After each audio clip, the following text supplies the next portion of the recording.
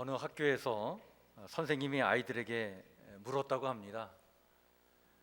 너희들은 장차 어떤 사람이 되고 싶니? 이 물음에 아이들이 대답을 했다고 해요. 선생님, 저는 위대한 과학자가 될 거예요. 저는 부자가 되고 싶어요. 저는 대통령이 될 거예요. 저는 음악가요. 이러한 대답들이 나왔어요. 근데 한 아이가 대답을 하질 않는 거예요. 선생님이 그 아이에게 찾아가서 얘기합니다. 얘야, 너는 뭐가 되고 싶니? 그랬더니 이 아이가 이런 대답을 했습니다. 선생님, 저는 사람다운 사람이 되고 싶어요. 그래서 선생님이 물었어요. 왜 그런 생각을 했니? 그랬더니 이 아이가 이런 대답을 했다고 합니다. 아무리 큰 일을 하고 또 명성을 떨친다 해도 사람다운 사람이 아니면 동물과 다름이 없잖아요. 이렇게 대답을 했다고 합니다. 이 아이가 훗날 미국의 대통령이 되었는데요. 미국의 20대 대통령 제임스 가필드라고 하는 사람의 이야기입니다. 그런데 미국 역대 대통령 중에 가장 가난한 집안 출신의 대통령이 누구냐면 바로 이 제임스 가필드입니다. 그런 걸 보면 참 가난했지만 그러나 바른 정신을 가졌던 아이가 훗날 한 나라의 지도자가 된 그런 사례의 이야기가 바로 이 가필드의 이야기가 아닌가, 그런 생각을 해봅니다. 근데 오늘에도 여전히 많은 사람들이 얘기를 하죠. 이 시대에 정말 사람다운 사람이 필요하다. 사람다운 사람 어디 있나? 사람다운 사람이 참 귀한 시대이다. 이렇게 말들을 합니다. 그렇다면 여러분, 도대체 사람다운 사람은 어떤 사람일까요? 우리가 어떤 사람을 가리켜서 사람다운 사람이다 이렇게 말할 수 있을까요? 성경은요, 이런 사람을 한마디로 단정지어서 이렇게 말을 합니다. 누가 사람다운 사람이냐? 바로 복 있는 사람이다. 이렇게 말해주고 있어요. 여러분, 성경에 아주 중요한 사상 중에 하나가 있는데, 성경의 가르침 중에 매우 중요한 가르침이 하나 있는데, 그게 바로 뭐냐면 하나님은 사람들에게 복 주시기를 원하신다는 것입니다. 믿으십니까? 이게 여러분 성경의 가르침 중에 매우 중요한 가르침이에요. 이게 성경에 여러 가지 사상들이 있는데 그 중에 가장 중요한 사상 중에 하나가 뭐냐면 하나님은 사람들에게 복 주시기를 원하신다는 거예요. 여러분, 기복주의 신앙은 사실은 나쁜 것입니다. 그런데 하나님께서 사람들에게 복 주시기를 원하시고 사람들이 복 있는 사람들로 살아가기를 원하신다는 이 축복 사상은 성경의 매우 중요한 가르침이에요. 그렇다면 여러분, 복 있는 사람은 어떤 사람일까요? 성경이 이렇게 중요시 여기는 이 복 있는 사람, 도대체 어떤 사람이 복 있는 사람일까? 이것을 말해주고 있는 바로 시편의 내용이 바로 시편 1편입니다. 여러분, 이 시편 1편은 사실은 찬양의 노래이지만 누가 복 있는 사람이고 누가 사람다운 사람인가를 우리에게 말해주고 있는 매우 교훈이 되는 그런 시입니다. 여러분, 시편이 몇 편으로 되어 있죠? 시편을 여러분들 지금 우리가 성경을 통독하면서 그 시편을 읽어 나가고 있는데 시편이 전체가 몇 편으로 되어 있습니까? 150편으로 되어 있죠. 그 시편 150편의 그 전체 흐름 속에 시편 1편은요, 시편 전체로 들어가기 위한 그런 대문 역할을 하는 게 시편 1편이에요. 그러니까 시편 전체의 메시지를 이 시편 1편이 담고 있는 거예요. 그런데 여러분, 시편을 읽다 보면 시편이 150편으로 되어 있지만 읽다 보면요, 시편이 5권으로 묶여져 있는 것을 여러분들이 보게 될 거예요. 그래서 시편을 읽다 보면 1권, 2권, 3권 이렇게 표시가 되어 있는 성경이 있습니다. 그래서 시편 150편이지만 이 시편을 5파트로 이렇게 구분지어 놓고 있는 거예요. 이건 뭘 얘기하냐면 이 시편 150편이 모세 오경을 표현해 주고 있다, 이렇게 본 겁니다. 그래서 창세기,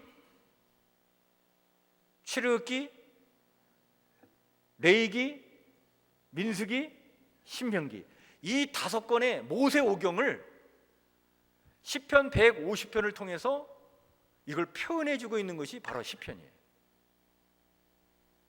그런데 여러분, 구약 성서 시대에는요, 모세 오경이 바로 하나님 말씀 전체라고 봤어요. 그렇다고 보면 하나님 말씀 전체에 그 모든 것들을 다 축약해서 노래로 표현하고 있는 것이 시편이고, 그 시편 중에 시편 1편은 그 시편으로 들어가는 대문 역할을 하는 것인데, 그렇다고 보면 성경 전체가 말하고 싶은 그 핵심 메시지가 어디에 담겨 있는 거예요? 시편 1편에 담겨 있다, 이렇게 볼 수 있습니다. 근데 그 시편 1편이 뭐로 시작되고 있어요? 복 있는 사람은, 이렇게 시작되고 있거든요. 그런 것을 볼 때 성경이 얼마나 복 있는 사람을 지금 강조하고 있는가, 그걸 우리가 깨달아 알 수 있습니다. 여러분, 성경 전체적인 입장에서 볼 때 복이 있다고 하는 것은요, 무엇을 말해주고 있냐면 어떤 사람에게 생육하고 번성할 수 있는 가능성이 있다는 얘기입니다. 또 그 가능성을 준다는 의미에서 복이 있다라고 이렇게 표현하고 있는 거예요. 다른 말로 얘기하면 그 사람에게 생명력이 있다는 거예요. 생명력이 있다, 이런 사람이 복 있는 사람이다.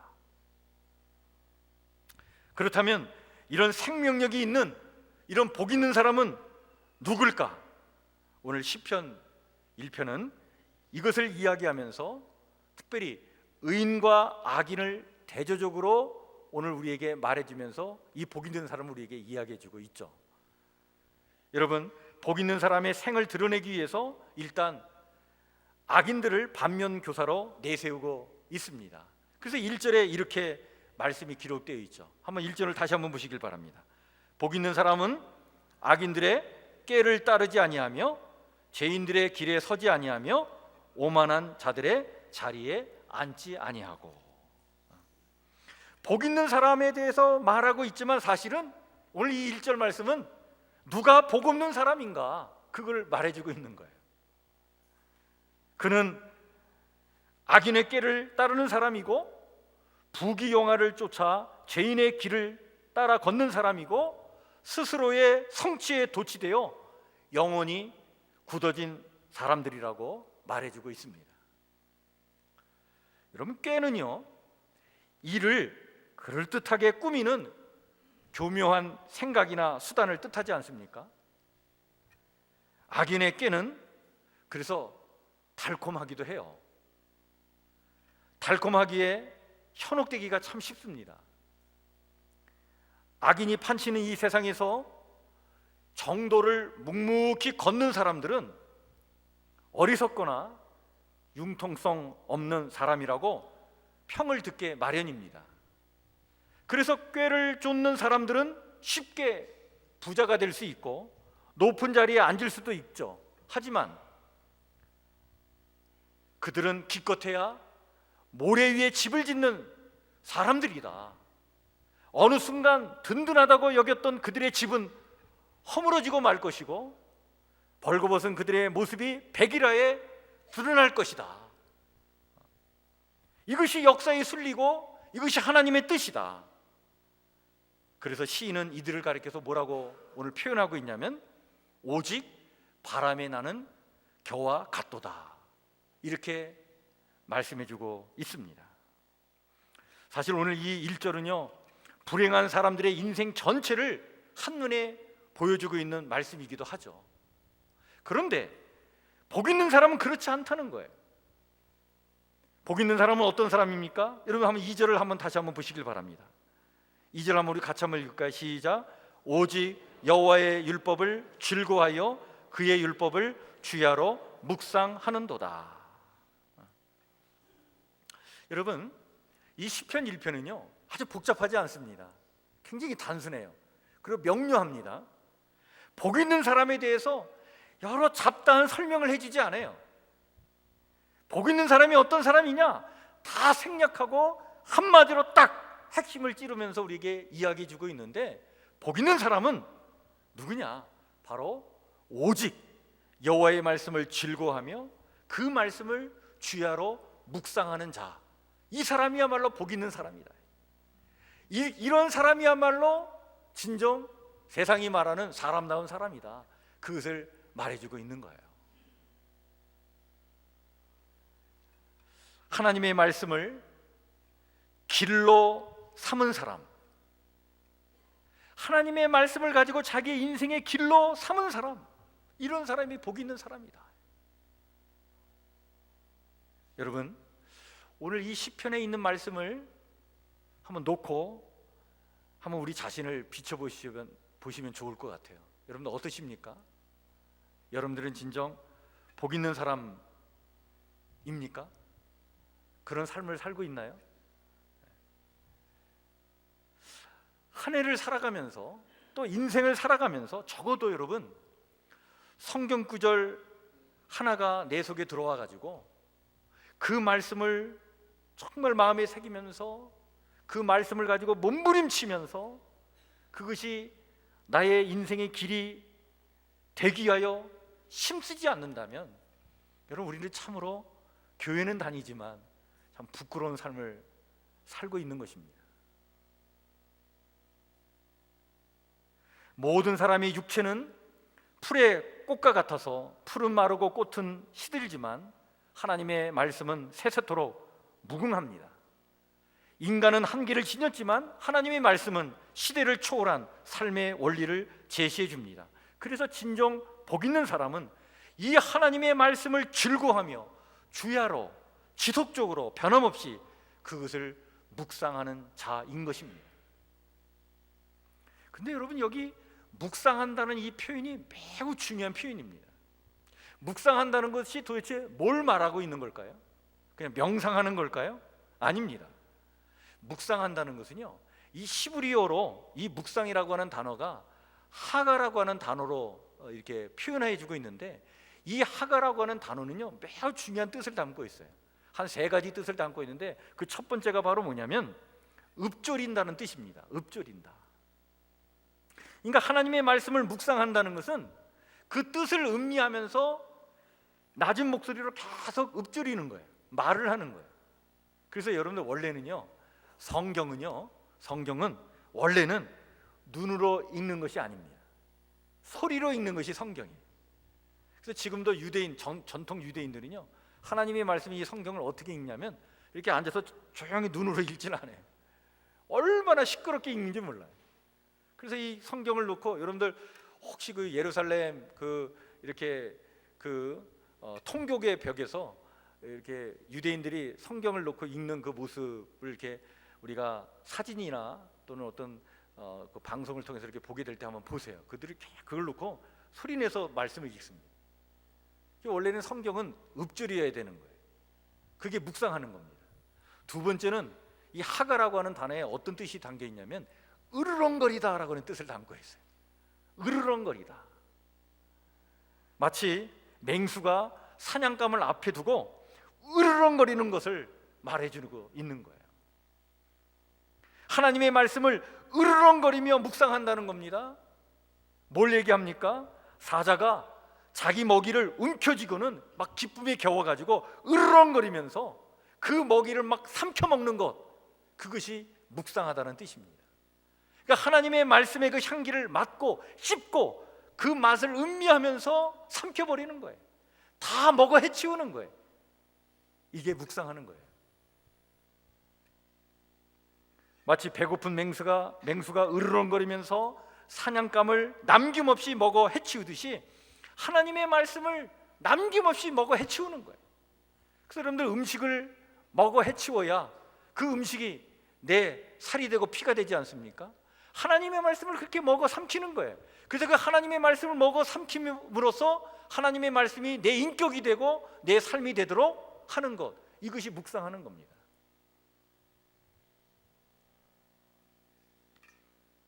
여러분, 요한계시록에 보면요, 사도 요한이 환상을 보지 않습니까?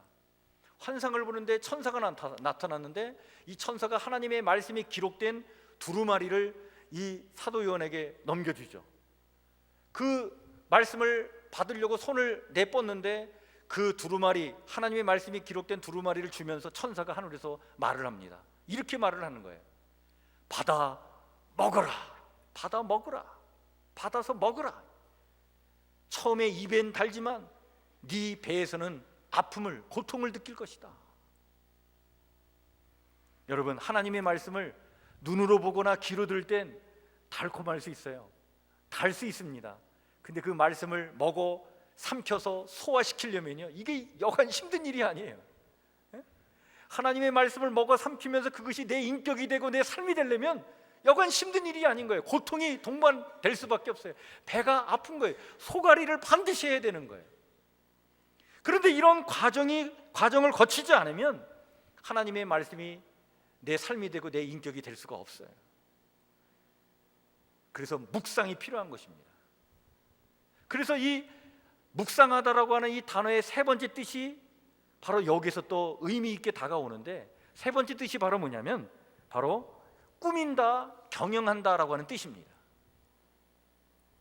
내 삶의 구체적인 현실에 대해, 내가 닥친 문제에 대해서, 내 직장 속에서 내가 고민하는 어떤 선택의 문제에 대해 하나님의 말씀을 묵상하면서 그 말씀을 토대로 내 인생을 경영해 나가는 거예요. 꾸며 나가는 거예요. 이것이 묵상하는 자다. 이렇게 하나님의 말씀을 갖고 살아가는 자, 이런 사람이 복 있는 사람이다. 하나님의 말씀을 내 존재 전체로 읽어내는 사람인 거예요. 이렇게 하나님의 말씀을 내 존재 전체로 읽어나가다 보면요, 처음에는 하나님의 말씀을 내가 읽는 것처럼 느껴지지만 나중에는 하나님의 말씀이 나를 읽어냅니다. 하나님의 말씀이 내 인생을 바꿔놓는 거예요. 내가 하나님의 말씀을 읽는 게 아니라 하나님의 말씀이 나를 읽어내서 나를 변화시켜 나가는 거예요. 이런 사람이 복 있는 사람이다.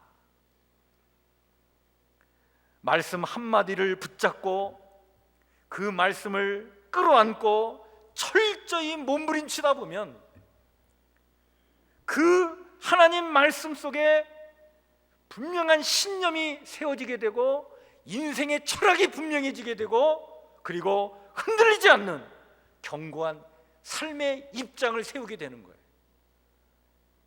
이렇게 흔들리지 않는 견고한 삶의 입장에 서면 이 사람은 정말 견고한 사람이에요. 힘 있는 사람이 되는 거예요. 이런 사람의 존재의 무게는요, 대단합니다.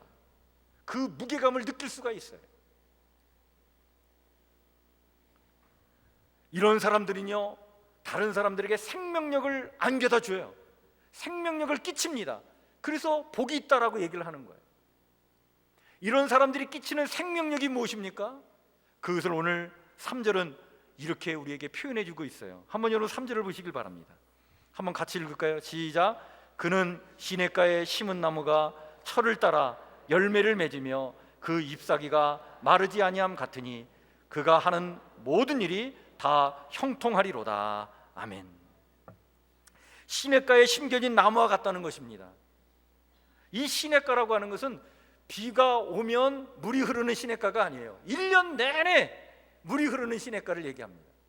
여기에 심겨진 나무니까 여러분, 이 나무에는 바로 미래가 기대가 되는 거예요. 어떤 미래입니까?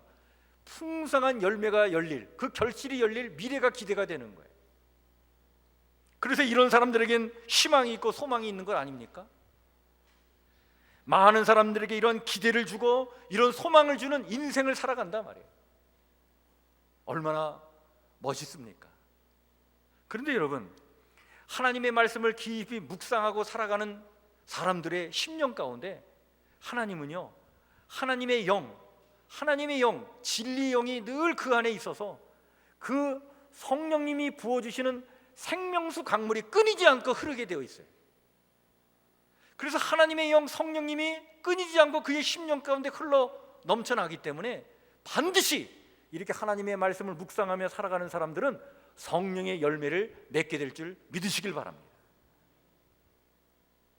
그래서 그리스도의 인격과 성품을 드러내는 삶을 살게 돼 있어요.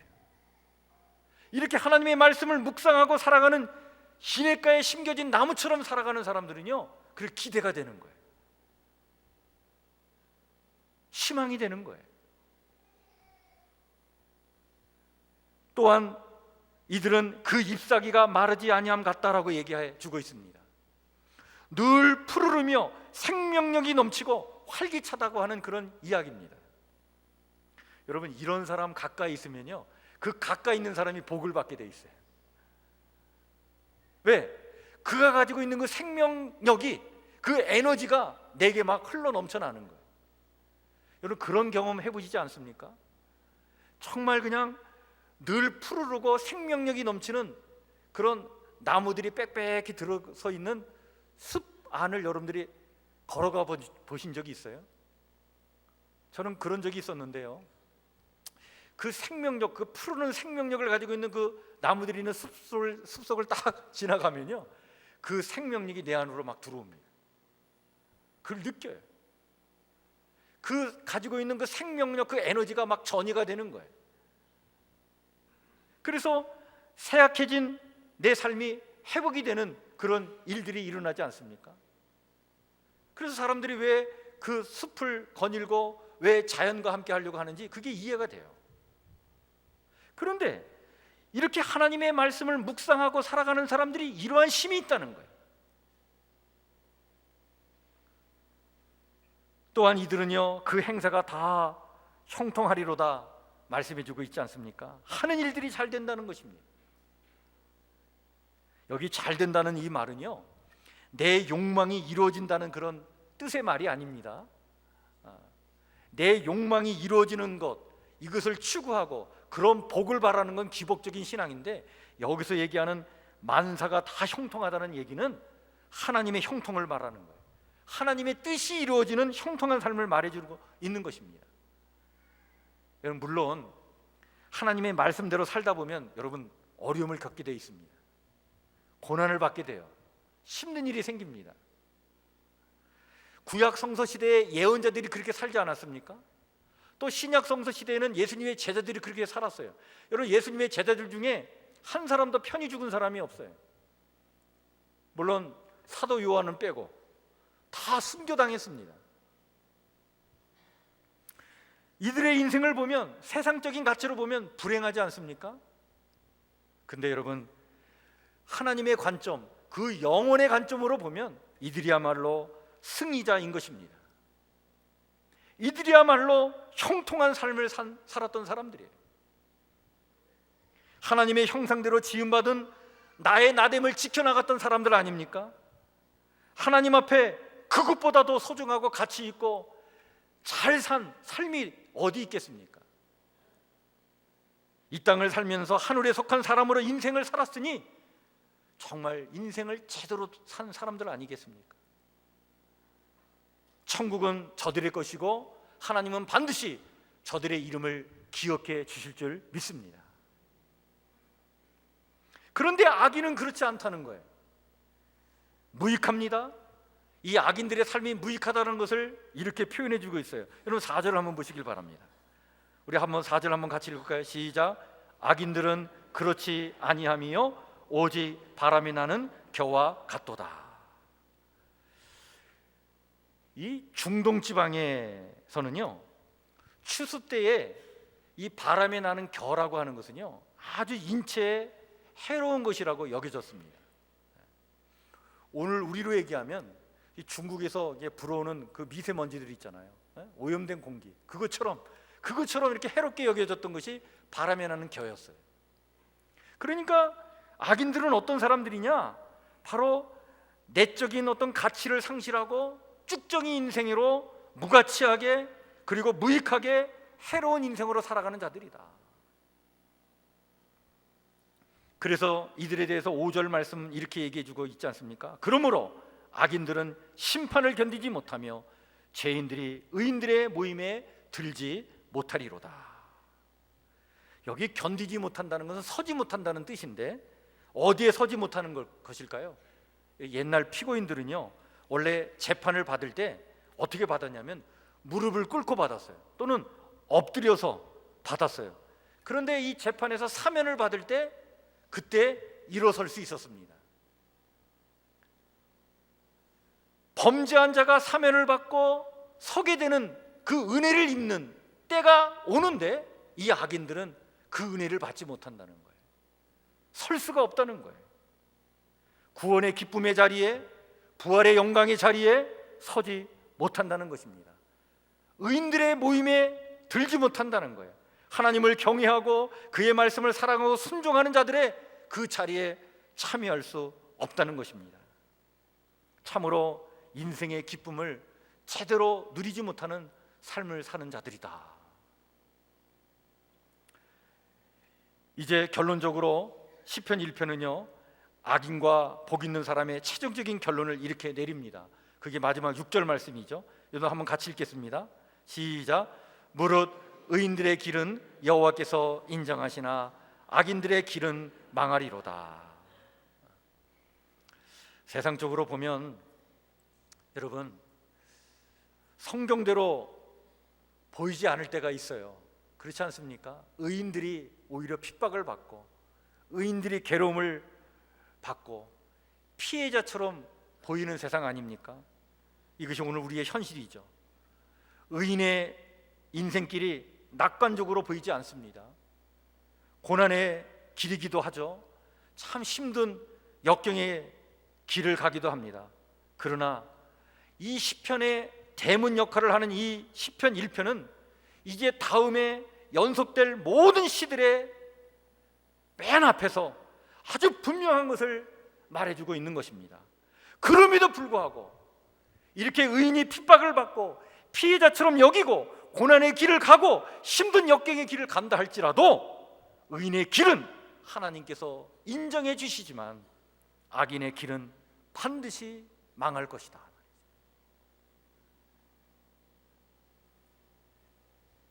사람다운 사람을 성경은 복 있는 사람이라고 말을 합니다. 그리고 복 있는 사람은 하나님의 말씀을 즐거워하면서 그것을 먹고 사는, 묵상하는 자라고 말을 해줍니다. 이러한 사람은 시냇가에 심겨진 나무처럼 푸르르고 또 열매를 맺고 그래서 하나님의 형통을 이 땅에 드러내는 그러한 생명력 있는 삶, 영향력을 끼치는 삶을 산다. 하나님은 이들을 기억하시고 이들의 길을 인정하실 것이다 말씀해 주고 계십니다. 우리 성북교회 성도들 모두가 참으로 복 있는 사람이 되시기를 주의 이름으로 간절히 축원해 드립니다. 사슴이 시냇물을 사모하듯이 주님의 말씀을 사모하시길 바랍니다. 그 하나님의 말씀을 그냥 눈으로 귀로만 듣지 마시고 그것을 먹으셔요. 그것을 그냥 다 먹어 해치우시길 바랍니다. 그래서 그것이 내 피가 되고 살이 돼서 그 말씀이 내 삶으로 인격이 되고 삶이 되도록 그렇게 살아가시기를 주의 이름으로 간절히 축원해 드립니다. 그렇게 되면 우리 성북교회 성도들 여러분들의 삶을 통해 반드시 하나님의 그 생명력과 그 하나님의 놀라운 역사가 가정에서 또 여러분들이 살아가는 삶의 자리에서 분명히 나타나게 될 줄 믿습니다. 제가 지난주에 이 시편 1편을 묵상하면서 설교를 준비하다가 밀양에 살고 있는 제 후배 목사하고 연락이 돼가지고 이런저런 얘기를 나누다가 이 밀양에 살고 있는 이 후배 목사가 시편 1편에 경상도 버전이 있다고 제게 그 버전을 보내줬어요. 근데 제가 그 경상도 버전을 읽어보니까 참 마음에 와닿더라고요. 여러분, 시편은요 형식적으로 한 4가지로 나눕니다. 하나가 바로 뭐냐면 찬양시가 있고요, 그 다음에 탄원시가 있어요, 그리고 감사의 시가 있고 마지막 4번째가 교훈시입니다. 그런데 이 시편 1편은 교훈시에 속해 있어요. 근데 그 교훈시에 걸맞게 경상도 버전으로 이것이 이렇게 그 해석이 됐는데, 제가 한번 읽어드리겠습니다. 제가 경상도 사투리를 잘 못해서 좀 어설프겠지만 마음에 와닿은 것이 있는데 한번 들어보시죠. 복 있는 사람은 이제 못된 얼라들의 꼼수를 따라가지 않는기라.